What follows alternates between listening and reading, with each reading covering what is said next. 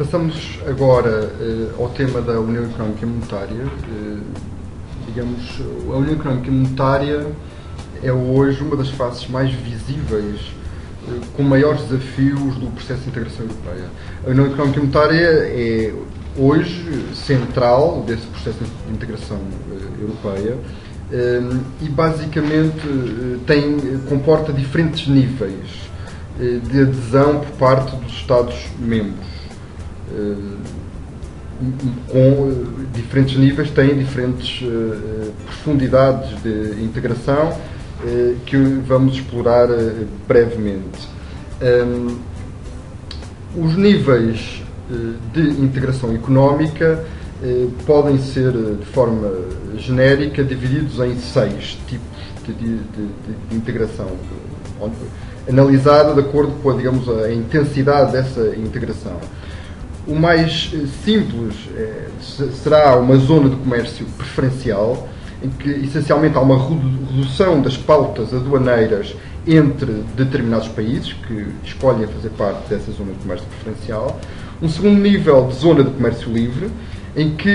estes níveis são cumulativos, ou seja, uma zona de comércio livre acrescenta integração à zona de comércio preferencial. Sendo assim, a zona de comércio livre acrescenta a abolição de todas as tarifas internas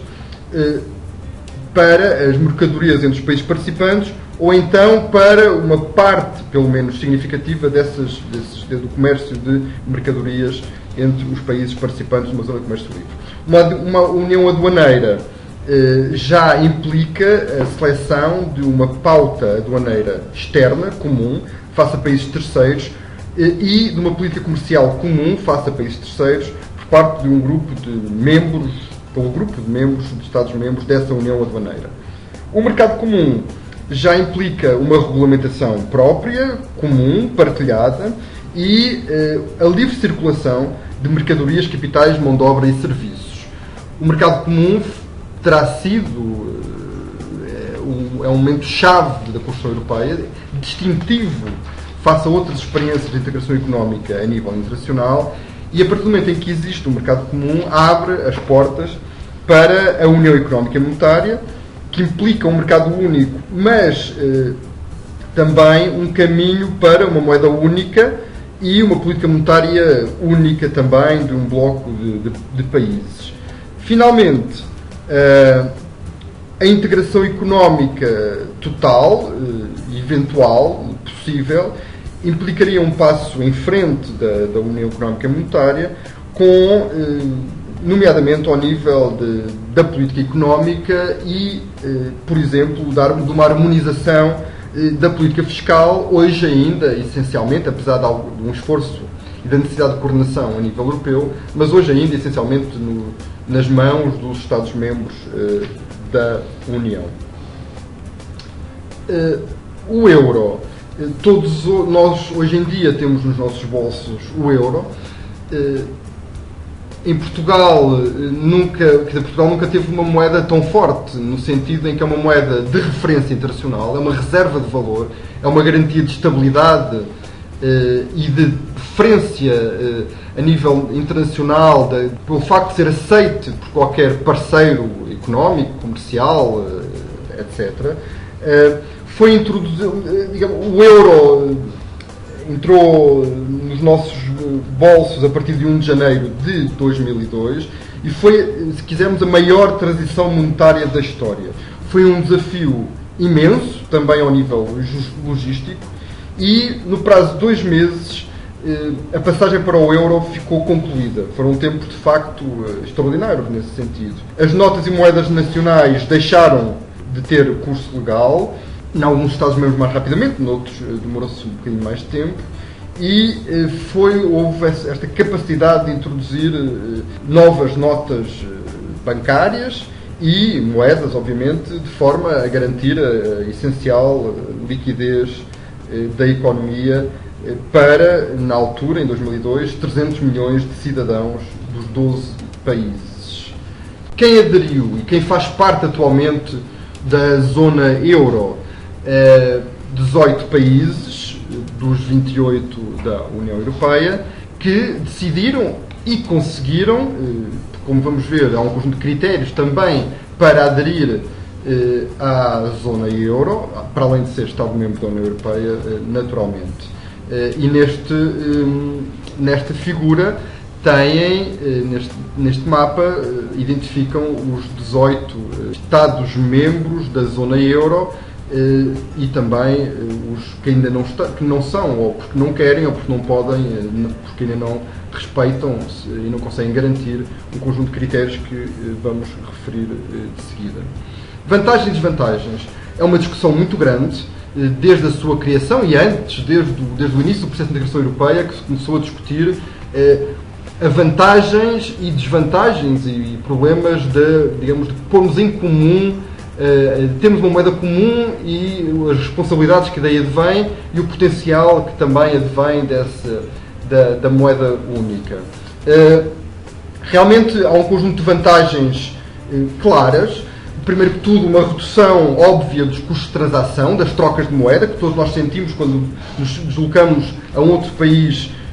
cuja moeda é o euro, mas muito importante para as empresas também, que deixam de ter um risco cambial quando transacionam bens e serviços no espaço do euro. Depois também a redução da incerteza cambial, ou seja, as empresas podem se concentrar no seu negócio porque sabem que a sua moeda, face aos seus parceiros da zona euro, não vai variar, porque partilham uma moeda. Um aumento da concorrência, uma maior transparência de preços, que permite uma maior comparabilidade dos preços na zona euro e na Europa. Umas condições interessantes, também devido ao alargamento deste mercado, para o investimento direto estrangeiro, porque há mais garantias de que, há uma maior garantia de estabilidade monetária e cambial que permite, no fundo,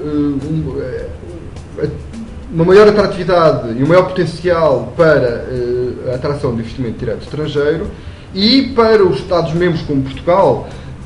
que tinha taxas de juros muito elevadas antes do euro, permitiu uma redução das taxas de juros e que permitiu também um conjunto de investimentos, um menor preço do dinheiro numa primeira fase. Como todos sabemos, em anos recentes, obviamente, o euro entrou num auto-questionamento, os mercados questionaram esta capacidade e esta quase unicidade de taxas de juros a nível europeu, criando novos desafios que as recentes iniciativas, por exemplo, para a União Bancária e para todo o movimento europeu atual para uma maior integração e também uma maior exigência para os Estados-membros, tenta levar a cabo, e reagir face aos problemas mais recentes dos Estados, particularmente, e das dívidas públicas dos países do sul da Europa, visando também uma integração bancária e uma maior corresponsabilização europeia pelas dívidas nacionais, eventualmente. Isto leva-nos também para alguns problemas e alguns desafios, se quiserem, numa ótica mais positiva, que uma política monetária, que a perda de uma política monetária independente leva. Primeiro, perdemos um mecanismo de ajustamento, pelo menos de curto prazo, da economia, ou seja, a capacidade de emitir moeda e através de introduzir uma maior competitividade pelos processos inflacionários, uma maior competitividade económica através dos processos inflacionários, que permitam, no curto prazo, gerir algumas crises maiores, por exemplo, ao nível do desemprego e do crescimento económico.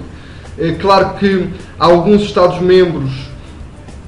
já não tinham esta capacidade antes mesmo do euro, ou seja, o que tentavam convencer os mercados é que iam seguir a política monetária na altura do marco alemão, e nesse sentido a perda não terá sido tão importante, mas de qualquer forma perdem